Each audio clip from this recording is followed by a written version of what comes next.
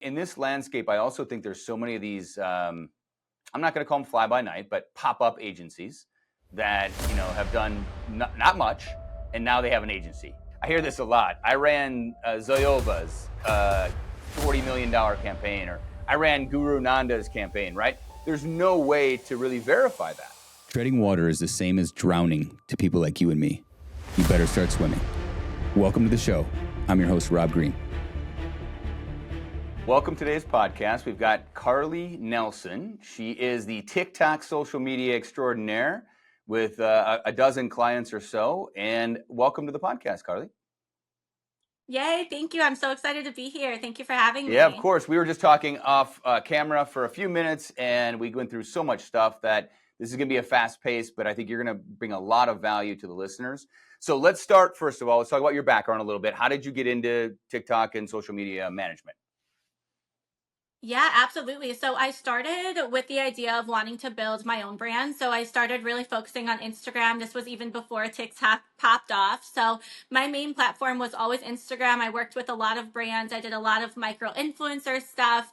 Fast forward after, a few years doing that, I really wanted to get into influencer management. So I started freelancing a lot with managing influencer campaigns, mainly for Amazon brands. I worked with a lot of like viral e-com brands, mostly fashion and beauty.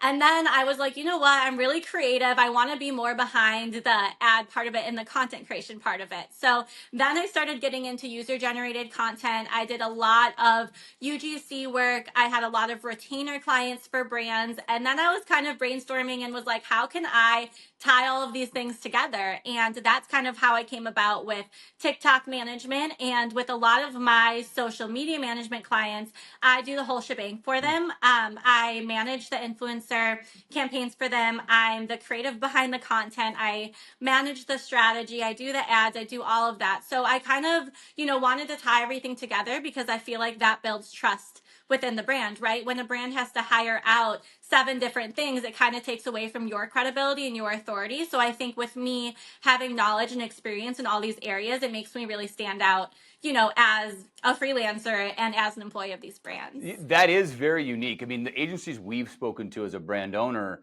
most of them do one thing. They do influencer management. They'll do outreach for you, for example, or maybe they'll run ads for you. But I don't know a lot of people. I haven't seen a lot of agencies that are doing everything. Yeah, absolutely. Yeah. And I think that is really what I pride myself in. And I figured, if I have the skill set, I want to bring that value to brands. And I think that's why with all my brands, they're all long-term clients. I've worked with them for over a year now. So I don't have, it's not like I have to worry about getting new clients every month because they trust me and we're kind of growing together. Can you share, and you don't have to get into specifics at all, but can you share how you structure those kind of deals with the brands? Is it a retainer? Is it a retainer plus revenue growth, or how do you structure it? Because everybody's got their own structure. Ads companies, ads agencies, they typically charge a percentage of ad spend, right? So how do you what's the framework for a deal that you work with for a brand? Yeah, so typically I work on, it depends on the brand, of course, but typically I will pitch retainer and commission. And then after a few months, when we really run the numbers, if I look at that and I'm like, okay, I would make way more if I just scratch the retainer and just do commission, we'll kind of structure that. And sometimes that works better for the brand too, because it's a win-win situation. They're making more, I'm making more. That pushes me to, push their brand out more and everything like that. So typically I start retainer and commission, and then we'll move more towards commission. I mean, as a business owner, I love nothing more than performance-based pricing. Like, if you're going to produce, Absolutely. I'll pay you more. I have no problem with that. In this landscape, I also think there's so many of these. I'm not going to call them fly by night, but pop-up agencies that have done not much, and now they have an agency. Like tomorrow, it's an agency, and it's tough as a business to vet them, right? Because it's really, everybody says, "Oh, I ran." I hear this a lot. I ran Zoyova's $40 million campaign, or I ran Guru Nanda's campaign, right? There's no way to really verify that. So how do you kind of, obviously you bring more services to a business owner, but what else do you do to kind of like show, do you do case studies, or what do you show? How do you show people what you know what you're doing? Yeah, absolutely. So now, of course, because I have a dozen or so clients, I'm able to really look back and be like, okay, on this day, we sold $2,500 in one day. Here are the screenshots of that. Here's the data for that. And obviously with the TikTok account itself, I can show the analytics and say, okay, just in the past 30 days alone, we've grown 30,000 followers. In the past year, we've grown X amount of followers. You can go on my page and I can show you this is my face. You can see the numbers of the videos. You can see the engagement. And so that's why I really do enjoy the TikTok management part and showing my face as much as I can, because when they see my face as the face of these brands, they're like, okay, that is you. You're not just like lying about being behind that. And so I think that's really why I enjoy the social media management part versus just being an affiliate for multiple brands, because I really become an extension of their brand and I think of it as my own. It's just as important to me as if I were, promoting my very own brand that I designed from scratch. Are you able to share any of like the numbers or the case studies of the success any of the brands have had from, zero to what and kind of what time frame? Yes, of course. So one of my main clients, they are a hair care brand. They sell solely on Amazon. They're actually based in Ireland, but their warehouse is in the United States. So that's kind of where I come in because obviously I'm in the US. So I have to push it out to the audience here. But I've grown that account to 90,000 followers in 7 months. We've had multiple viral videos. There was one video recently that sold $2,500 just in one single day. It's at, I think, like 1.7 million now. So not crazy viral, but what I always say is if your content converts, like that is going to be more impactful than a video with 200 million that's not converting. So, yeah, that was a huge milestone for us, especially because that brand started from zero. Like when I started with them, they have not sold one single product. So to build that brand and that reputation to almost 90,000 in under a year, that was insane for them. I have another wellness brand. They're a supplement company. They sell solely on Amazon and just switched over to TikTok Mm. Shop. I do a lot of affiliate marketing for them. We had an affiliate that made 14,000 in commission strictly from selling that product just 2 weeks ago. So that was insane. We're doing nearly six figures every single month just in TikTok Shop with that brand. And we started TikTok Shop only in February for Wow. them. So we've seen massive success with that brand. Yes. I believe there's a lot of overflow to Amazon. Also, when I say overflow, I mean a lot of Yes. people still are not that comfortable buying on shops, so they go over and they buy on Amazon. Let's use that example, the last one you used of the supplement brand. How much Mhm. has their Amazon sales increased because of the work you've done on TikTok? Absolutely. Yeah, it definitely has increased a lot. I think just overall, like the longevity of the brand and really just people understanding and knowing and recognizing the brand. Because right now, I can tell creators, like, hey, we'd love to work with you. And they'd be like, oh, yeah, Clinical Nutra, like, I know that brand. And so a lot of the times, people are recognizing our brand now. Where when I first started, I felt like when I was reaching out to affiliates and when I was promoting the product, I really had to sell it. I really Yeah. had to let people trust us. And now we have that trust just because we have the reputation, we have the credibility. And I think naturally, just for myself, not so much anymore because I do feel like TikTok Shop is growing so much. But when it first started popping off, I would always search anything I saw on TikTok Shop on Google or Amazon or Instagram first, just to fact Yeah. check. And so I think just naturally people are doing that. So yeah, it definitely increased Amazon sales. And of course, now with the Amazon TikTok partnership Mhm. coming out soon, that is going to be explosive for brands. I'm so excited to see how that turns Yeah, I think out. that was just announced last week. So, well, by the time Yes, this it's like yeah, brand by the time this new. episode comes out, it'll probably be live and active on shops. The speed at which you're iterating is unbelievable. So, one thing I wanted to touch on, you believe a lot in community, right? So can you talk a little bit Yes. about that? Of course. So I think a lot of people on TikTok, they get so obsessed with numbers. They compare themselves to huge influencers, huge brands that haven't been a lot or have been around way longer than they have. And they'll look at, someone like Alex Earl or a company like O Positive, and they'll be like, oh my gosh, they have all these views, all these sales, all these videos. And then when they look at their own page and see, maybe 200, 300 views, 1,000 followers, they get really discouraged and they're Mm. like, how am I going to get to that point? But what I think people don't understand is in order for you to see those big numbers, you need to first understand how to nurture and how to grow the audience that you Mm. have. Because if you're stuck at 200 views and you don't know how to get to 500 views or 1,000 views, you're never going to get to it that to 10,000 views, a million views. So I think people really need to take a step back and be like, okay, if 200 people were standing in front of me and I was, public speaking to them and telling them a story, I would be nervous. I'd have goosebumps. I'd be sweating. So 200 is still a big number. And I think social media just kind of skews our perspective on that. So it's really important when you're starting out to see the big picture and just really understand, if I want to get to these big numbers, it's great to have those goals, but how can I reach these milestones between here and there? Because I'm not just going to wake up and have 10 million followers. And I really had to put myself in that position with the hair care brand that I started from zero. It was really discouraging for the first month, only seeing these 200, 300 views. But now looking back, I'm like, thank God I didn't give up on that page and I saw the big picture, because now our brand is blowing up and everybody's happy and we're at the place that we wanted to be since the beginning. That is great advice. I don't hear that very often. I tend to be a numbers guy, so I tend to get into the numbers Yeah. too much, and dive into it. But I do think that, connecting with your client and your customer and really understanding, who they are and what they want, I think does give you more Yes. insight, obviously, to produce better results.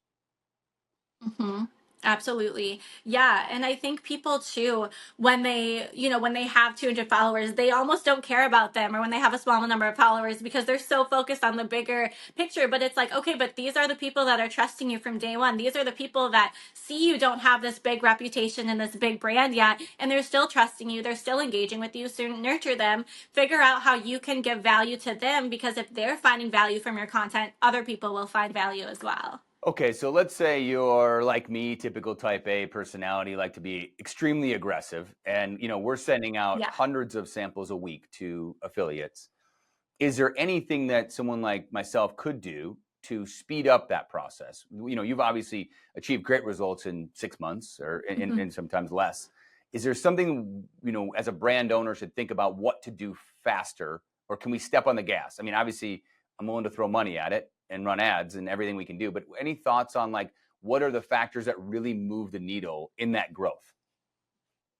One, I think you need to understand that when you're sending out these mass messages to creators, they're receiving hundreds of thousands of messages every day. So, how can you stand out? How can you make your verbiage and your wording stand out where, be funny, compliment them, like do something that doesn't just sound like AI generated, for one. For two, of course, you can always throw a dollar sign in someone's face. If, as a creator, also, on the side, if the subject line is retainer deal, like I'm going to open that before I see gifted. So, if you have the budget, of course, always offer creators like a retainer deal and say, listen, I'm trying to grow my brand. For the first month, I'll give you X amount of dollars. Post me every single day. Moving forward, if you help us grow our brand, we'll give you higher commission, and we want to establish a long-term partnership. And I think also just letting people know that you want to establish a long-term partnership, that it's not just going to be a one and done deal, because that's how I started my business in TikTok management. Like, if a client came to me and was like, oh, I just want to work with you for a month, I probably would have been like, no, it's fine. I think that there's definitely power in working with people long term. And I think if you can show the creator and the influencer the vision for your brand and say, listen, right now it might not sound like much, but in a few months from now, if you help me get from point A to point B, like I'm going to take care of you and we're going to have a long term relationship. I think that goes a long Yeah, I way. think I think most brands are used to building those long-term relationships. If they've done hmm Instagram or different affiliates and influencers. From our side, it does seem challenging to kind of identify the correct creator that you want to build a long-term relationship. I will say, because we've Yes. sent out hundreds and well, now thousands of samples, and it's really challenging beforehand to know how active are they. Do they interact with us a lot? Is it someone that's gonna it's gonna take them a week to get us a Spark code, right? So I think that's the biggest Yeah. challenge, is you want to find like a meeting of the minds between the content creator and the brand. Absolutely. I think something that really helps with that, instead of just looking for the person with the biggest follower amount or, the most engagement, really think about what your big picture for your brand is and what your target audience is, and aim for that influencer that has authority in that space. For example, if you're in the wellness space, don't just go for the girl that's working out all the time. Go for the holistic coach. Go Mm. for, somebody that has a really strong, almost cult like following, because that's going to be more impactful than just working with with the person that works with several other brands. And so when I say, long-term collaboration, long-term partnership, it doesn't necessarily mean, that huge fitness influencer that's posting 30 brands, but someone that really resonates with your brand, someone that has authority in your niche, and someone that wants to work with your brand specifically long term because they're really aligned with it. So I think, really just looking for that, even if they have a smaller audience, if their audience is engaged, if it's cult like, if it's something that, isn't very competitive with other people out there, that's going to be really Oh, powerful. I love that. That's really good advice because we're kind of Yeah. doing the shotgun approach where we're throwing it out there to almost everybody. I mean, we're definitely not accepting all applications, but we're putting a big number because we don't know what's going to work right now, right? It is a numbers game, Yeah.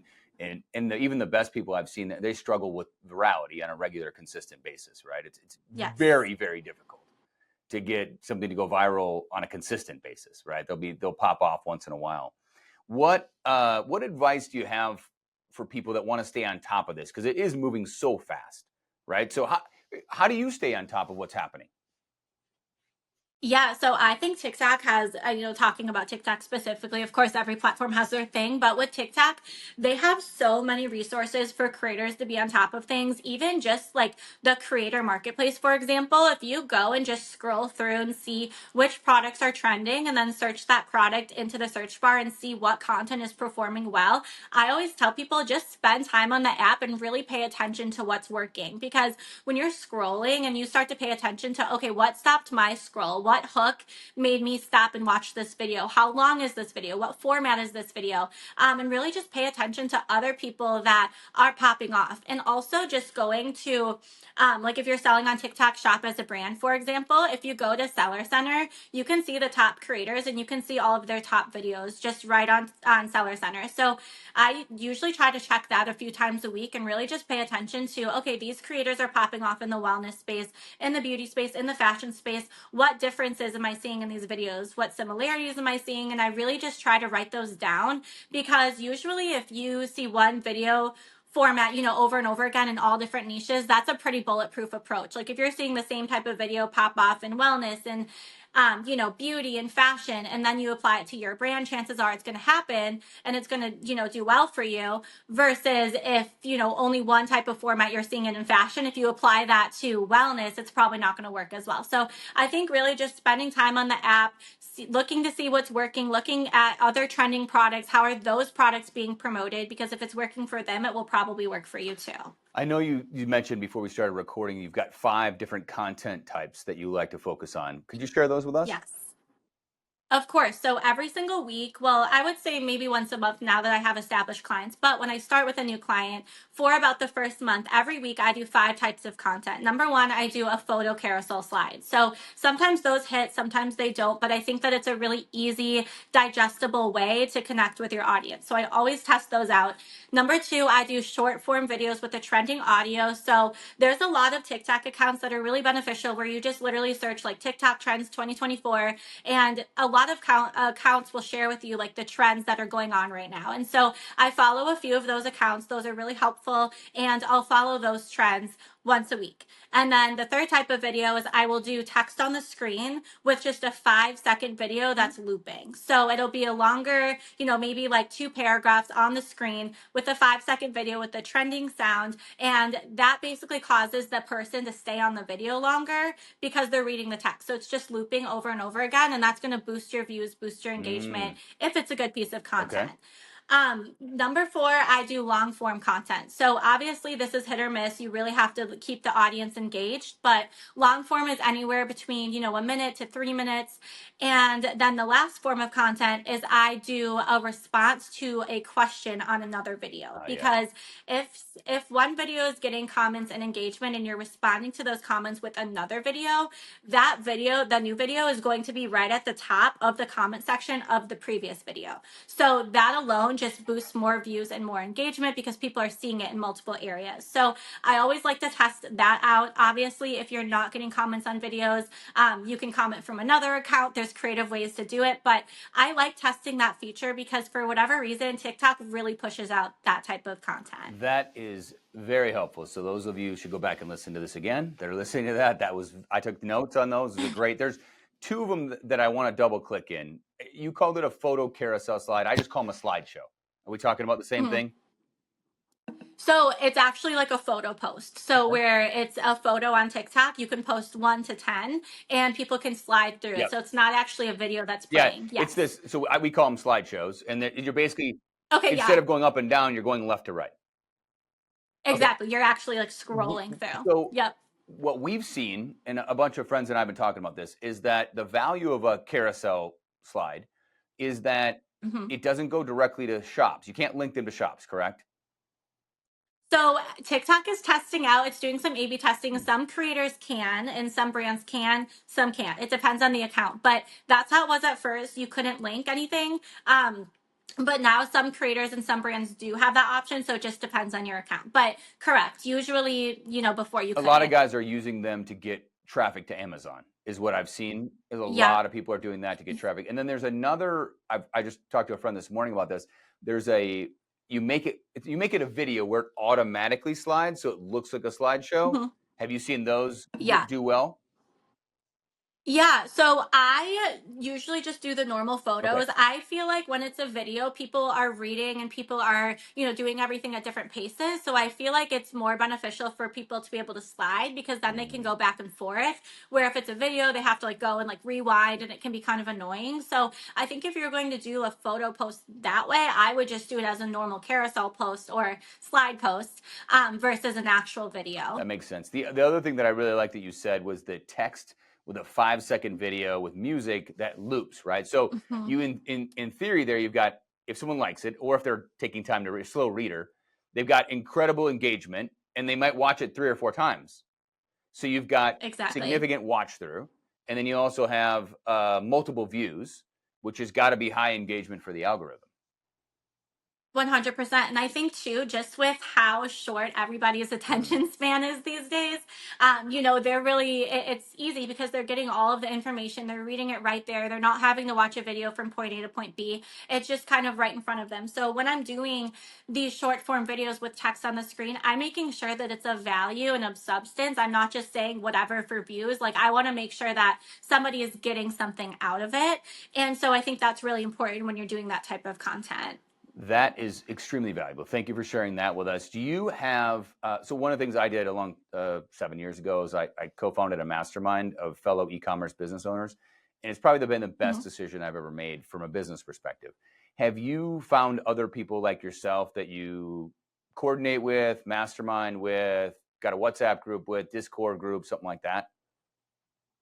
So I do have a lot of friends in this space. No one that I work, directly with. Like we don't share clients or anything like that. But I do have people where, we do similar work and we're like, okay, this works, Oh, this good. doesn't work. Also, when I first started my business, I did a lot of freelance work for other social media managers Hmm, just so I could kind of learn their systems and sort of copy it, for lack of a that's better word. smart. But when I was learning, I was like, okay, let me be almost like an apprentice. Obviously, it was paid, but I would work alongside other social media managers, work with their brands, do content for their brands, and then kind of see what's working for them. And then I would apply it to my own business. So in the beginning, I feel that I did it more. But yes, I do have friends in the creator space. I think it's important to have that community, especially when you're just in the online space, in general. It can get lonely. You're not Yeah. going into an office every day. So having that community to share, information with and pick each other's brains, I think it's Well, I helpful. think you've delivered a tremendous amount of advice and content for people, whether they're an affiliate or a brand owner, and getting on board with this opportunity. Because I've interviewed so many people that have had life changing experiences as an affiliate. Mhm. Right? It's amazing the opportunity that's out there right now. What do you think about what's the next step for you? I mean, you've got, let's say, a dozen or so clients. You said you got a team you're Yeah. building out, right? There's no way that Carly can do it all on her own. So you're building a Right. team out. What do you see this growing to for you, or maybe the next steps for you as you grow? Yeah, so I think my next steps right now, I'm actually building my personal brand so I can do more affiliate marketing as well. Awesome. But I do have such a passion for, social media management that I don't think I ever will only do affiliate. I think that it's really important to spread yourself in other areas because, if God forbid something did happen to TikTok Mhm. shop affiliate, what are you going to do? So I think it's really important to have other skills. And I think as far as the longevity of my business, eventually I do want to have a small agency where I have teams that and people that I can trust to create content where I'm not just the face of all these different brands. I also want to do a lot of in-person social media Mm, management as well. So I think eventually I want to go more for like the brick and mortar business mm. and go in and take content that is not necessarily my face, but showcasing, their businesses. And I think I want to, focus more on like cosmetology, med spa, like that type of thing. So I think eventually, as passionate as I am about e-com and online businesses, I think, that's my skills and what I have to offer. A lot of traditional businesses could really benefit from. So I think that's kind of like a long-term goal for I me. love that. What do you think is the next? I mean, everyone's always asking, what's the next platform? I Yeah. think I do believe TikTok has some legs behind it, and I think it will last for a while because it's so Yeah. popular and the algorithm is so good. I've heard a few people talk about YouTube as maybe the next platform that's going to pop off. Do you have any thoughts on that? Yeah, I think a lot of people are so used to video, video and creating short form video now that if anything were to happen to TikTok, people would go to YouTube Shorts and really start utilizing that because that's like the closest platform. I think as far as, different platforms that are out right now, I think Threads is also a really big one right now. I think Really? people are not utilizing it as much as they should because what I've noticed with some of my clients is as soon as they get on Threads, their content is being pushed out to more people. They're getting more engagement, they're getting more followers. I think whatever Meta is doing, they're really trying to push out Threads right now. So my advice to everyone, side note, as a business owner, as an influencer, as a brand, get on Threads and just auto post all of your Instagram content to Threads because I think that that's a big platform that will be used more in the future. You're the only person I've heard say that. So now you've got me really I curious, know. Carly, because I feel like nobody uses Threads, but you make a really good point that maybe because nobody's producing content on there, it's not saturated yet. And it might be a heck of a lot 100%. easier for us to stand out on Threads.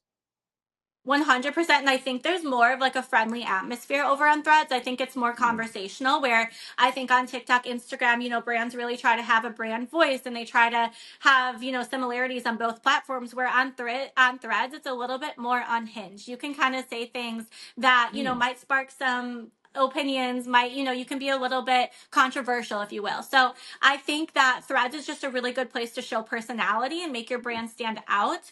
And like you said, it's not saturated, so there's not a lot of competition. And I think it's just a creative way to, not necessarily sell your product, but build a community, build connection, build awareness for your brand, and even connect with creators. A lot of creators are doing like follow trains, engagement trains, different Hmm. things like that on Threads. So I think just, if you're struggling with outreach, if you're struggling with finding new creators, head over there and see who you can find because I think you might get better responses over there than other platforms. Is anybody or any brands that you know of monetizing Threads yet in any way? Are they sending them to Amazon or Shopify, or is there?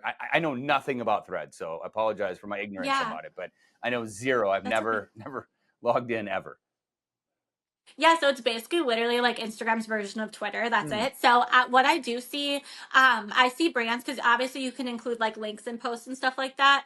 I see brands obviously have their shops like in their bio. So if they're having like a flash sale or something like that, they'll make like a quick post about it. But as far as creators, I feel like I see more monetization with creators on Threads Got it. because I've seen a lot of brands connect with like UGC creators and things like that over on Threads because they're getting a better response rates. And I've seen brands post UGC jobs on their threads, and then Hmm. creators can kind of respond to it, and they literally create a thread where people can respond to it and be like, "I'm interested. Here's my portfolio," and that type of thing. So yeah, I have seen it like in that way, but not necessarily like this is the product. Go shop right now. Got It's it. less in your face, and I think it's more strategic and like conversational. That's awesome advice. Thank you for that. I love hearing new stuff like that because I hadn't even thought of that. So thank you very Yeah. much. Where can somebody?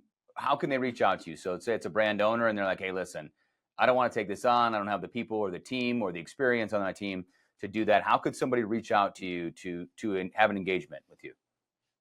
Yeah, absolutely. So right now my website is under construction, but I would love for you guys to just shoot me a message over on Instagram. My personal Instagram is probably the easiest way to reach me, or you can shoot me an email. My personal Instagram is just at Carly, Carly, Nels, Nels _ and you can just shoot me a message over there. That's awesome. Thank you so much, Carly. I really appreciate sharing all your knowledge with us. Yes, thank you so much for having me. If you enjoyed today's episode, please subscribe, leave a review, and share with friends. And if you're an entrepreneur interested in coming on the show, visit therobgreenshow.com to get in touch. Stay curious and never stop learning, improving, or growing.